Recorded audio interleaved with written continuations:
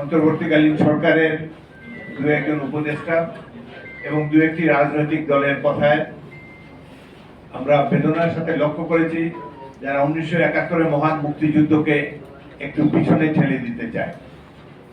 শহীদ রাষ্ট্রপতি জিয়াউর রহমানের ভূমিকা, বিশেষ করে 1971 সাধারণ মানুষের, সৈনিক, ছাত্র, বিভিন্ন পেশার মানুষের যে গৌরবময় অবদান, সংগ্রাম, আত্মদান, সেটিকে ভুলিয়ে দেওয়ার জন্য তারা নানা ধরনের কথা বলে।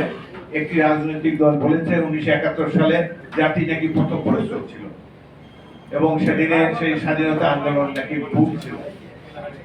এই ধরনের কথা আমরা বাংলাদেশে কোন রাজনৈতিক দল বলবে আমরা কখনো এটি আশা করি না।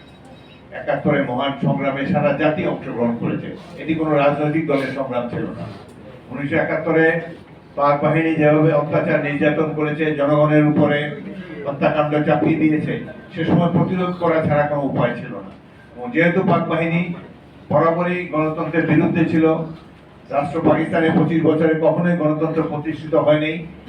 তৎকালীন পূর্ব পাকিস্তানের বাঙালিরা সবসময় গণতন্ত্র প্রিয় মানুষ, গণতন্ত্র প্রতিষ্ঠার জন্য বহু আগে থেকে আমরা সংগ্রাম করে এসেছি।